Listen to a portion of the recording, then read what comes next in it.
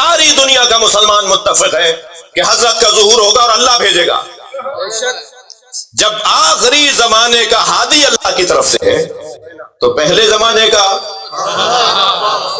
وہ اللہ کی طرف سے کیوں نہیں ہے اللہ کی طرف سے. تم نے نہیں مانا, تم نے بڑی منمانیاں کی ہیں, اب نہیں چلے گی. اب آخری زمانے میں اللہ تمہاری نہیں چلنے دے گا. بہت لمبی ڈھیل دے دی, 1,24,000 نبیوں کے زمانے میں ڈھیل, مولا علی سے لے کے امام عسکری تک ڈھیل, یہ ساری ڈھیلی ڈھیل تو تھی, یہ ڈھیل اب بہت ہو گئی. اب آخری زمانے میں جب اللہ اپنی حکومت دکھائے گا, اللہ کی حکومت کے اظہار کو مہدی کہتے ہیں.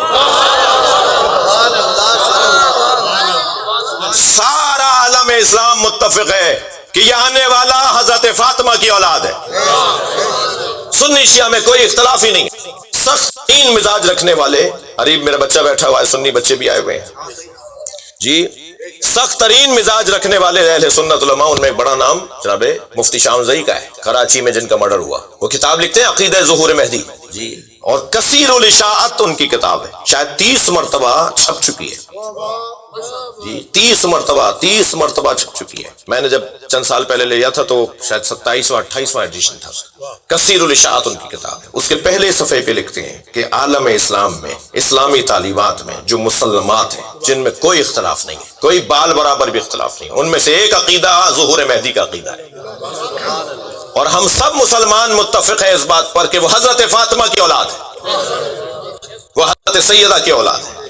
ان کے بابا کا نام اللہ اکبر حسن ہے, ان کے بابا کا نام علی ہے, لہذا وہ حسنی ہوں گے. یعنی امام حسن کی اولاد وہ ہیں اور وہ امام حسن کے بابا علی ہیں, لہذا وہ حسینی نہیں ہوں گے, حسنی ہوں گے. میں ایک جملہ کہے بغیر جاؤں گا نہیں.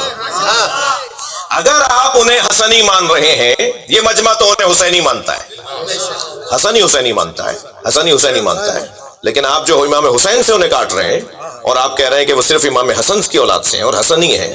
ہم کہتے ہیں حسنی حسینی ہے, امام زمانہ حسنی حسینی ہے. امام حسن کی دختر سے نسل چلی امام محمد باقر سے, اور امام حسین کی نسل سے تو امام زین العابدین سے, اور آج تک سب موجود ہیں. ٹھیک ہے, سادات میں بھی اسی طرح 2 طرح کے لوگ ہیں, زیادہ تر حسنی حسینی ہے اور کچھ حسنی ہے کچھ حسینی ہے. ایسے ہی ہے یہ ہمارے ہاں درگاہوں والے لوگ. اگر وہ کہہ رہے ہیں کہ وہ حسنی ہے, وہ کہہ رہے ہیں حسینی نہیں ہے, کیونکہ والد امام حسن ہے اور ان کے بابا علی ہیں, تو کیونکہ امام حسن کی اولاد ہیں تو امام زمانہ حسنی ہوں گے. میں انہیں جواب دے رہا ہوں, اس کا مطلب یہ ہے کہ امام حسن کے زمانے میں ان کی آمد ہوئی, ہم تو امام عسکری کے زمانے سے ان کو غیبت میں مانتے ہیں. تم تو ہم سے زیادہ مسلمان ہو. تھک رہے ہیں آپ میری بات سے. اس کا مطلب یہ ہے کہ امام حسن کے زمانے میں آئے نا, اور امام حسن کے زمانے میں آئے تو پھر اس کا مطلب ہے کہ ہم سے زیادہ, وہ جو 200-250 سال ہم نہیں مانتے وہ تم بھی مانتے ہو. ہم تو اس وقت 1150 سال کی غیبت مانتے ہیں, تم ان میں 250 سال اور بڑھا رہے ہو, اگر وہ امام حسن کی اولاد ہے. اصل میں مسئلہ یہ تھا کیونکہ حسن عسکری بھی ہیں, علی نقی بھی ہیں,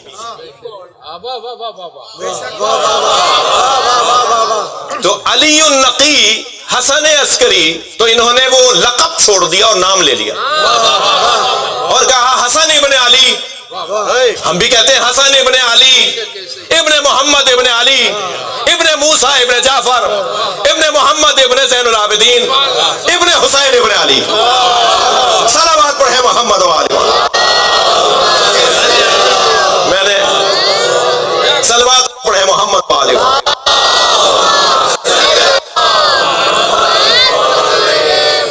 تو حضرت آج بھی ہمارے درمیان موجود ہیں. موسم اگرچہ ذرا سخت ہو گیا ہے اور بہت دیر بھی ہو گئی ہے, مگر میں اس عزا خانے میں اس علاقے میں پہلی دفعہ ہوں, تو تھوڑی دیر تو اور برداشت کیجیے. ہم سب امام کے زمانے کے لوگ ہیں اور واحد امام, کچھ لقب ہر امام سے مخصوص ہے. جیسے امیر المومنین نے کیا مجھے صاحب الزمان جو لقب ہے وہ مخصوص ہے امام زمانہ کے. جب کسی نے امام رضا کو کہا نا یا صاحب الزمان, حضرت نے فرمایا دیکھ نہیں رہے میرے بال سفید ہو گئے. جو صاحب الزمان ہوتا ہے اس میں زمانہ اثر نہیں کرتا. بھائی گردن ہلا دو اگر بات جاری تو. صاحب الزمان پہ زمانہ اثر نہیں کرے گا. مگر میرے تو بال سفید ہو گئے. ہمارا آخری ہوگا جو صاحب الزمان ہو، اس میں زمانہ اثر نہیں کرے گا. وہ اس وقت 1150 سال کے ہیں، مگر جب ظاہر ہوں گے تو 40 سال کے ہوں گے. لو بھائی، شیعوں کی تو پہلے ہی باتیں سمجھ میں نہیں آتی. ایک اور صحیح بھیا، ابھی آپ کہہ رہے ہیں 1150 سال کے ہیں، 255 ہجری میں حضرت کی آمد ہوئی ہے جی، اور آپ کہہ رہے ہیں کہ وہ 40 سال کے ہوں گے. تو یا 1150 مانے یا 40 مانے جی. تو ہماری تو یہ روزمرہ کا کام ہے نا، ہماری بڑی دوستی ہے ہمارے بھائیوں سے، اور میں اپنے بھائیوں سے دوستی اس لیے رکھتا ہوں کہ تاکہ میں اپنی بات تو پہنچا سکوں. ابھی پچھلے دنوں ایک انٹرویو آیا تو لوگوں نے بڑا شور مچایا، کہاں چلے گئے تھے، کیوں دے دیا انٹرویو. اور جب وہ انٹرویو نشر ہوا تو میں نام نہیں لے سکتا کہ ملک کے سربراہوں کے فون چھل کود کرنے والے لوگ، ناچنے گانے والے لوگوں تک بھی تو کوئی شیعت پہنچائے. ان تک کون آواز پہنچائے گا؟ ایک شوبز کا، مجھے معاف کیجیے گا، اب یہ کلپ نہ بن جائے، اللہ مجھے بچائے، وہ کہیں گے مولانا پتہ نہیں کیا باتیں کر رہے تھے. تو گزارش کروں گا مخبروں سے سنا رہے ہیں نا، ایک سلوات پڑھ لے وہاں کہ بھائی یہ والا کلپ خاص طور پہ نہیں بنانا. تو لاہور میں مجھے ہمیں ملے کچھ شوبز کے لوگ، کچھ اس میں خواتین بھی تھیں، کچھ مرد بھی تھے. بڑی تو گئے ہم ایک جگہ دعوت تھی، وہ کہنے لگے کہ ہم کس سے، آپ تو ہم سے ملنے کو آپ سمجھتے ہیں کہ جی ہم آپ سے یا ہم آپ سے ملیں گے تو آپ پر کوئی تہمت آ جائے گی، کہاں کس سے مل رہے تھے، مگر ہم مسئلے کس سے پوچھیں.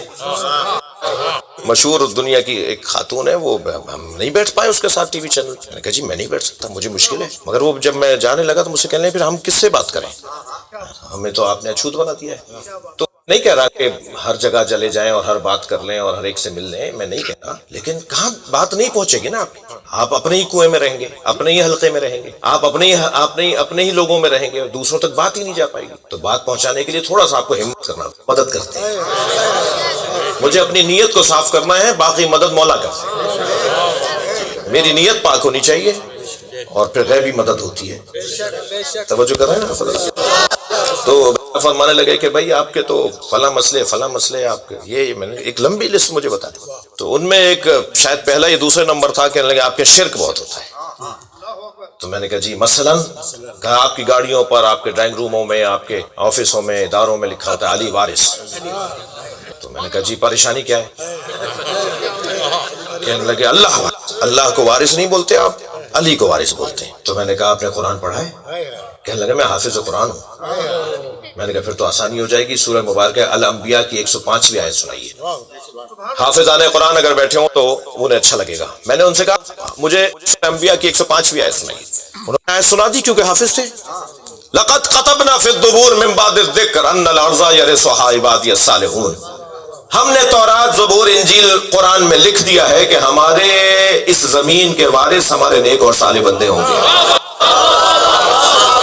یہ قرآن ہے نا، ہم نے تورات، زبور، انجیل اور قرآن میں لکھ دیا. لقد كتبنا في الزبور من بعد الذکر، ذکر سے مراد زبور، تورات، زبور، انجیل، قرآن. ہم نے تین کتابوں میں لکھ دیا ہے کہ کیا لکھ دیا ہے؟ ان الارض، اس پوری زمین کے، یرثها عبادی الصالحون، اس پوری زمین کے وارث ہمارے نیک اور صالح بندے ہیں اور ہوں گے. تو میں نے کہا ہم 14 کو وارث مانتے ہیں.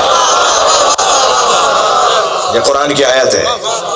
بتاؤ وہ کون ہے کہ جو زمین کے وارث ہیں اللہ کی طرف سے، جو اللہ کے خاص بندے ہیں؟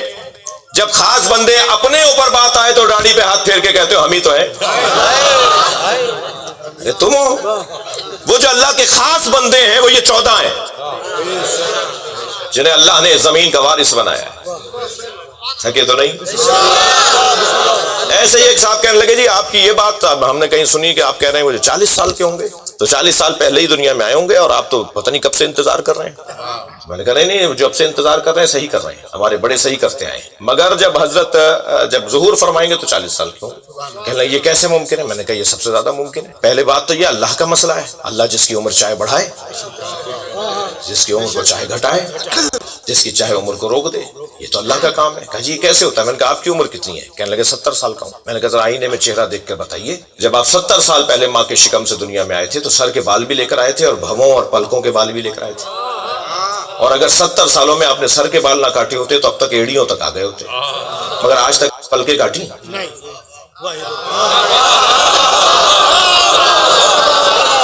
ایک کی عمر بڑھ کر بتا رہی ہے اللہ بڑھاتا ہے، ایک کی عمر رک کر بتا رہی ہے 70 سال میں بھی ویسا ہی ہے۔ ہمارے چہرے پہ اللہ نے مثال رکھ، صلوات پڑھ لے محمد و آلہ۔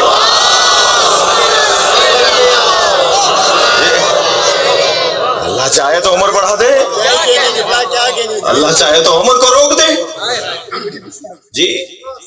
اور قرآنی مثال دے دوں، یہ تو ممکن ہے کوئی کہ صاحب یہ تو عقلی مثال تھی، قرآنی مثال دے۔ قرآنی مثال اصحاب کہف سے زیادہ کسی کی ہے؟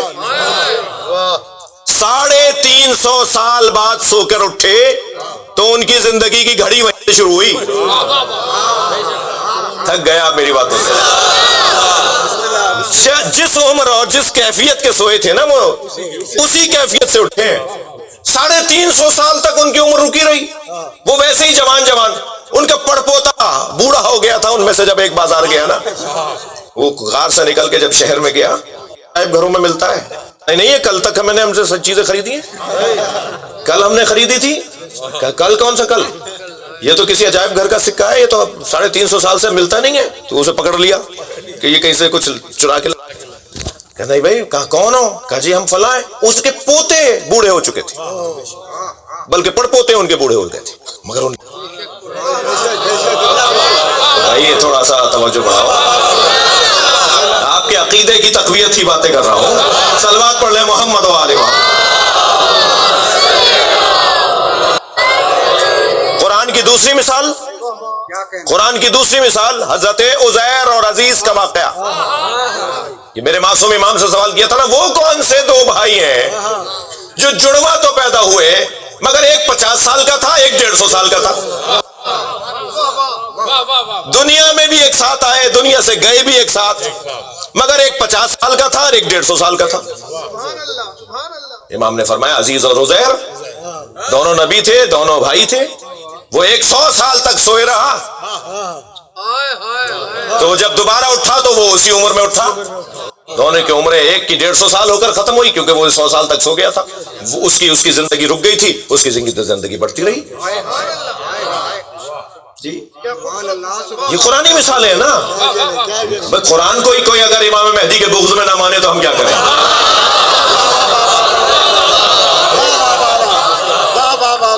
جا رہے تھے یا اللہ دیکھا ایک مرتبہ گھر گرے ہوئے، چھتیں گری ہوئی ہیں، اللہ ان سب کو آباد رکھے، اللہ ہمارے گھروں کو آباد رکھے۔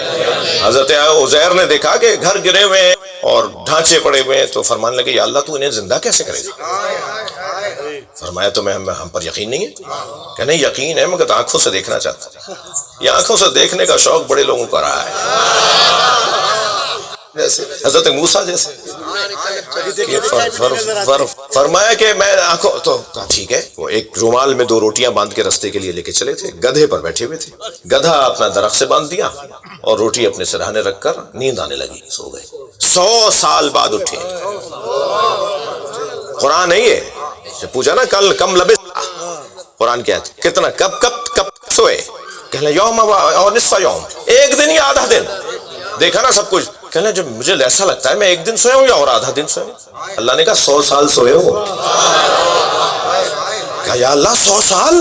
کہا ذرا اپنا گدھا دیکھو۔ اب جو گدھا دیکھا تو اس کا ڈھانچہ پڑا ہوا تھا، وہ کہا اب اپنی روٹیاں دیکھو تو وہ تازہ تھی۔ سبحان اللہ، سبحان اللہ، یہ قرآن ہے بھائی جی۔ روٹیاں تازہ 100 سال کے بعد بھی، اور گدھے کا ڈھانچہ 100 سال بعد جو اس کے ساتھ ہونا تھا۔ اللہ نے فرمایا گدھے کو تو سمجھو چلاتے ہمیں۔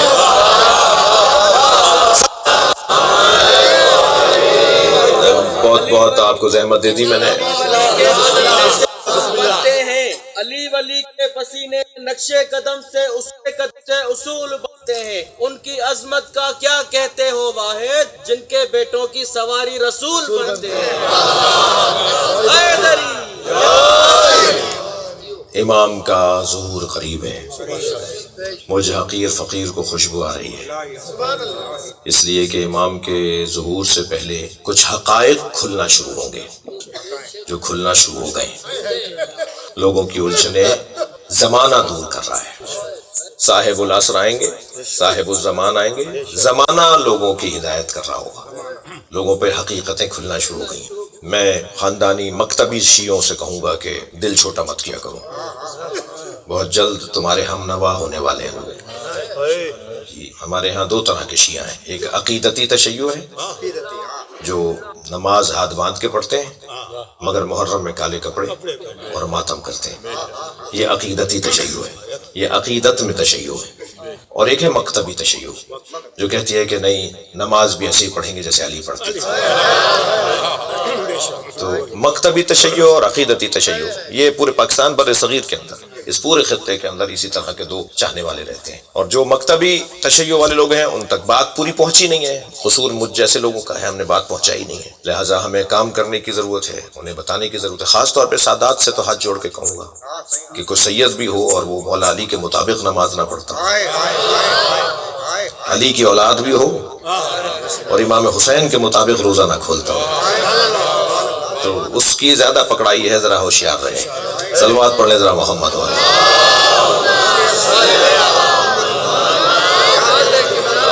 خفا ہوئے ہیں تب بھی، نہیں ہوئے تب بھی اہل بیت پہ صلوات پڑھ لیں.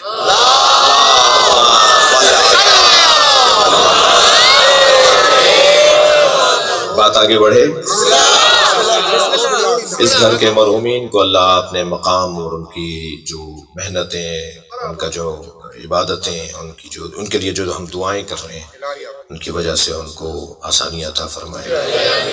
جن کے سال ثواب میں آج مجلس ہے، اللہ ان کے درجات بلند فرمائے. چلیے میرے ساتھ کچھ دیر کے لیے کربلا چلیے.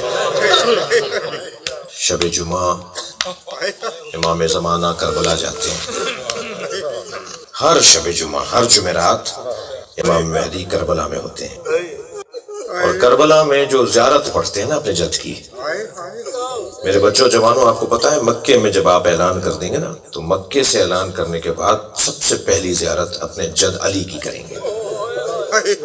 اور کوفے میں یعنی نجف میں، کیونکہ نجف کا اصلی نام کوفہ ہے. نجف تو ایک سمندر تھا، بحرن جف، ایک خشکیدہ بحر، ایک خشک ہو جانے والا دریا. تو وہاں مولا کو حسنین علیہ السلام نے لے جا کے قبر کے حوالے کیا، جو پھر آج نجف ہے. بحرن جف، نجف کثرت استعمال سے نجف، ورنہ شہر کوفہ ہے، اس کا نواحی علاقہ نجف ہے. اور آج بھی ایسا ہی ہے. آج اتنا 1400 سال گزرنے کے بعد بھی آپ 15 منٹ میں کوفے سے نجف پہنچ جاتے. تو اس وقت میں تو اور یہ کیفیت، تو مولا کے زمانے سے لے کے اس وقت سے لے کے آج تک جو کیفیت عزیزوں چاہنے والوں کے لیے ہے، وہ اپنا مقام رکھتی ہے، اپنی حیثیت رکھتی ہے، اپنی کیفیت رکھتی ہے.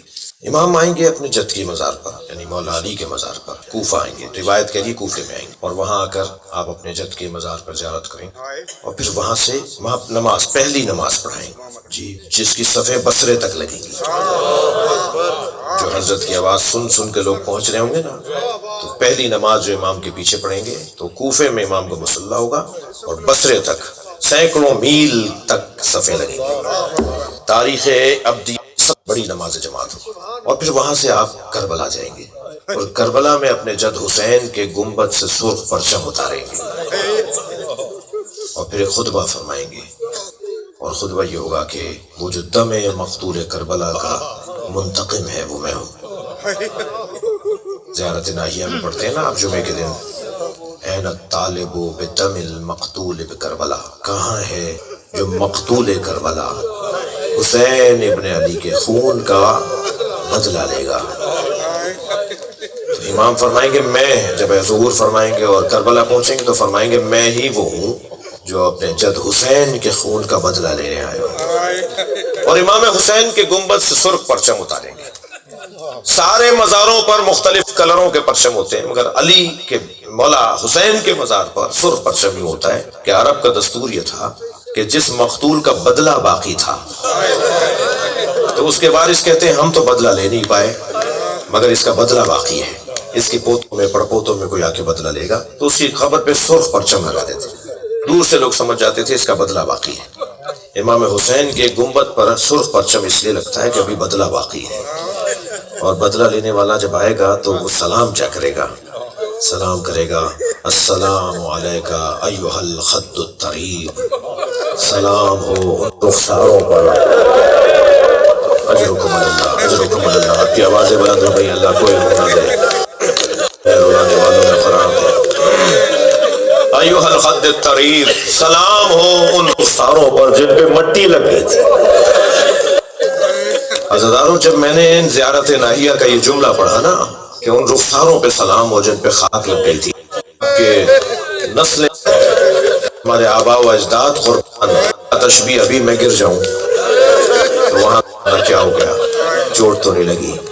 یعنی اگر کوئی ہمارا بڑا گر جائے، ہمارے علاقے کا کائنات کا بڑا گھوڑے سے گر رہا ہے، اور نہ صرف گر رہے ہیں بلکہ گرائے جا رہے ہیں۔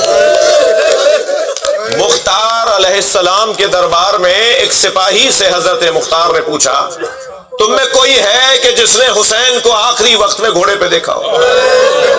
اجرکم اللہ۔ تو کہا امیر اس کے بدلے میں بتاؤں گا کہ میں نے دیکھا تھا، بدلے میں مجھے کیا ملے گا؟ کہا تیرے جرم کے اندر میں تخفیف کر دوں گا، تیری سزا کم کر دوں گا، مجھے بس اتنا بتا دے تو نے آخری وقت میں کیا دیکھا؟ گھوڑے پہ ڈگمگا رہے، کبھی دائیں گرنے لگتے تھے، اجرکم اللہ اجرکم اللہ، کبھی بائیں گرنے لگتے تھے، سنبھلتے تھے، اور پھر کچھ اور گھوڑا آگے بڑھتا تھا، پھر حسین بار بار گرنے لگتے تھے۔ مگر میں نے ایک ایسا وقت بھی دیکھا کہ حسین لگتے تھے تو سمجھ اشارہ کر کے کہتے لا واللہ مجھے نہیں چاہیے، مجھے نہیں چاہیے۔ پھر دوسری طرف کہ میں نے دیکھا گر رہے تھے تو وہاں اشارہ کر کے کہا لا واللہ مجھے نہیں چاہیے۔ وہ کہنے لگا ہم سب تو گرانا چاہ رہے تھے، کوئی حسین کو سہارا نہیں دے رہا تھا، مگر حسین یہ بولتے تھے ہم نے سنا۔ مختار رونے لگے۔ میں نے حضرت معصومہ قم کے حرم میں آیت اللہ مشکینی سے یہ جملے سنے، وہ بیان کر رہے تھے کہ جب امام حسین کے لیے لکھا ہے کہ جب گرنے لگتے تھے تو کہتے نہیں نہیں نہیں کہتے تھے، نہیں نہیں۔ کون کیا دے رہا تھا جو حسین منع کرتے تھے؟ آیت اللہ مشکینی کہتے ہیں کہ معرفت کی نگاہوں سے دیکھو، فاطمہ زہرا بڑھ کے کہتے میرے لال میری گود میں آ جاؤ۔ کبھی نبی آگے بڑھ کے کہتے تھے میرے حسین میری آغوش میں آ جاؤ، اور حسین کہتے تھے نا نا یہ میرا امتحان ہے، اماں مجھے گرنے دو، میرا امتحان ہے۔ اجرکم اللہ اجرکم اللہ۔ آوازیں بلند ہو گئی، آنکھوں میں آنسو آ گئے، مجلس ہو گئی عزادارو۔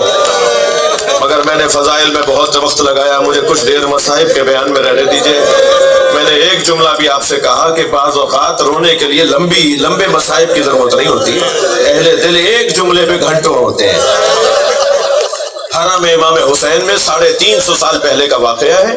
حرم امام حسین میں ذاکر مصائب پڑھ رہا تھا، آیت اللہ شیرازی اس میں بیٹھے ہوئے تھے، تو روتے ہوئے انہوں نے آواز دے کر کہا آہستہ آہستہ پڑھو، ہمیں رونے دو۔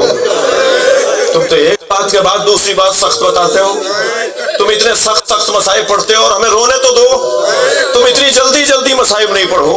جب اس نے ایک جملہ کہا نا تو آیت اللہ شیرازی چیخ مار کر روئے اور گھنٹوں بے ہوش رہے، اور جملہ یہ تھا کہ شام کے دربار میں آواز دی گئی زینب کو دربار میں لایا جائے۔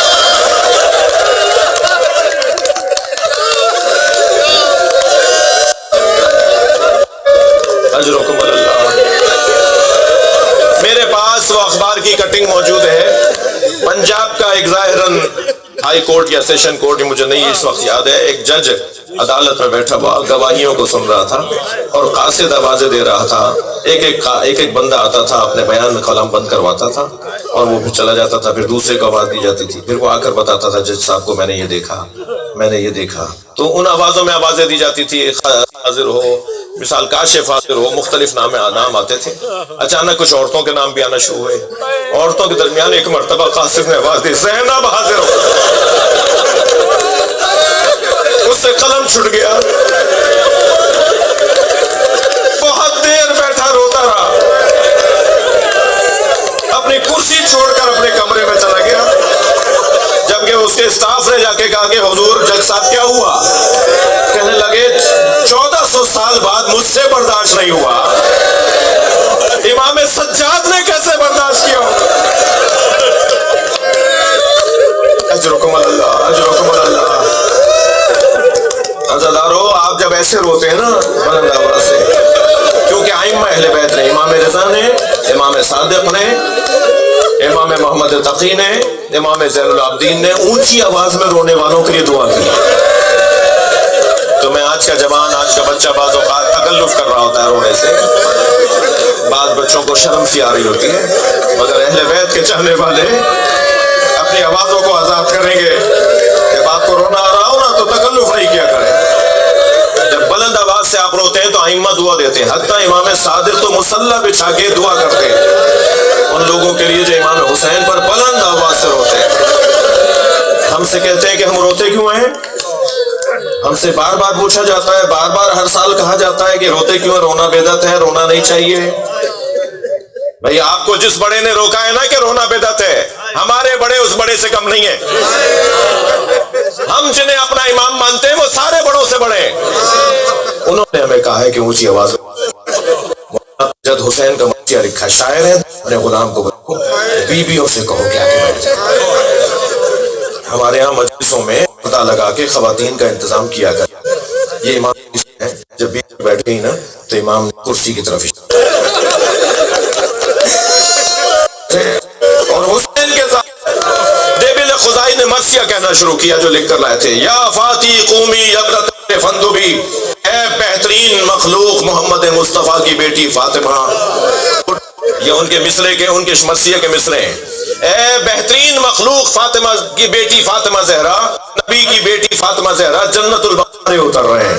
اے فاطمہ، اب آگے بڑھتا ہے مرثیہ، اے فاطمہ کربلا آ جاؤ، ایک جانب تمہارا پوتا علی اکبر کر رہا ہے، اجر و کمال اللہ، اجر و کمال اللہ، اے فاطمہ کربلا آ رہا ہے۔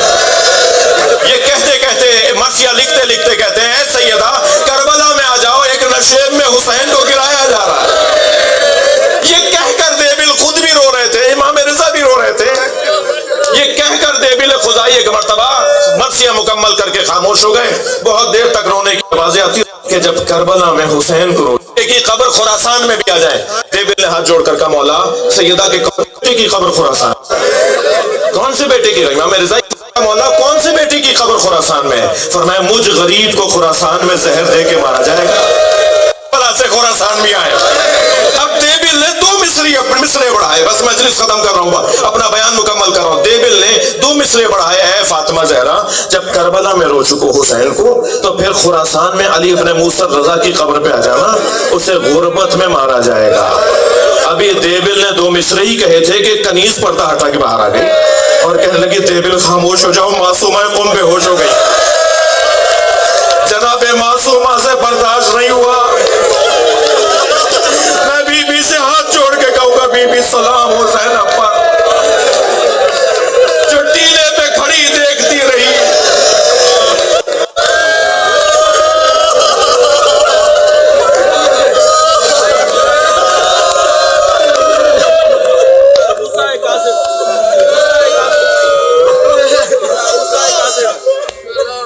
ہم سے کہتے ہیں کہ ہم روتے کیوں ہیں؟ پنجتن کے جنازوں کے حال بتاؤں جن کی وجہ سے اللہ نے کائنات کو بنایا۔ نبی کے جنازے میں 11 لوگ تھے، میں پہلے کہہ چکا ہوں، قربان ہماری کائنات نبی کی جوتیوں پر۔ ہمارے شہر کا کوئی معتبر مر جائے نا تو پورا شہر بند ہو جاتا ہے، نبی کے جنازے میں 11 لوگ، یہ نبی پہ رونے کے لیے کافی نہیں ہے؟ امت کا اعتراض ہوا کہ علی نے ہمارا انتظار نہیں کیا، نبی کو غسل و کفن دے کے دفنا دیا۔ میرے مولا نے خطبہ دیا، میں اہل بیت ہوں، غسل و کفن کی ذمہ داری میری تھی، میں کسی کا پابند نہیں تھا کہ کون آئے اور کون نہ آئے۔ امت کا اعتراض ہوا، ہمیں علی نے نہیں بلایا۔ اس گھر میں 95 یا 75 دن بعد دوسرا جنازہ، جنہیں رونا آ رہا ہے، جناب زہرا کا جنازہ یا 75 دن بعد، 95 دن کے بعد سیدہ کی رحلت ہوئی ہے، شہادت ہوئی ہے۔ سیدہ کے جنازے میں سنیں گے 4 لوگ۔ ہمیں اہل بیت نے رات کو دفنا دیا، ہمیں اہل بیت نے اپنے جنازے میں نہیں بلایا۔ اس گھرانے میں تیسرا جنازہ مولا علی کا ہوا۔ اہل سنت کے 2 لوگ، علی کی غربت تو دیکھیے، علی کی تنہائی تو دیکھیے، جنازہ اٹھانے کے لیے کم سے کم 4 لوگ چاہیے۔ علی کا جنازہ اٹھانے والے 4 لوگ نہیں تھے، پیچھے سے حسنین جنازہ اٹھا رہے تھے اہل سنت، اور ایک جگہ جب جنازہ رکنے لگا تو حسنین نے بھی رکھ دیا، برابر میں ہی قبر تیار تھی جس کے اندر تختی پر لکھا ہوا تھا، پتھر پہ لکھا ہوا تھا، یہ آخری نبی کے وصی علی کی قبر ہے جو آدم نے اپنے ہاتھوں سے بنائی ہے۔ حضرت آدم نے مولا علی کی قبر تیار کی۔ ایک جانب حضرت آدم ہے، ایک جانب دعا کہ اہل بیت نے ہمیں اپنے گھر کے جنازے میں پنج کائنات جن کے لیے بنی نا، نبی کے جنازے میں 11 لوگ، بعض لوگ کہتے ہیں 4 لوگ، علی کے جنازے میں 2 لوگ کا ایک جو امت کے کاندھوں پہ دیا وہ تھا امام حسن کا جنازہ۔ بار بار کہہ رہے تھے نا ہمیں جنازوں میں نہیں بلاتے، پہلا پنجتن میں سے پہلا جنازہ امت کے کاندھوں پہ دیا۔ امت نے اتنے تیر مارے، جناب زینب بی بی ام کلثوم بھائی کے جنازے سے تیر نکالتی رہ گئی، اور 5 امام حسین کے بدن پہ ایسے گھوڑے دوڑے امام کی پسلیاں کمر سے نکل رہی حاضر حسین یا رسول اللہ۔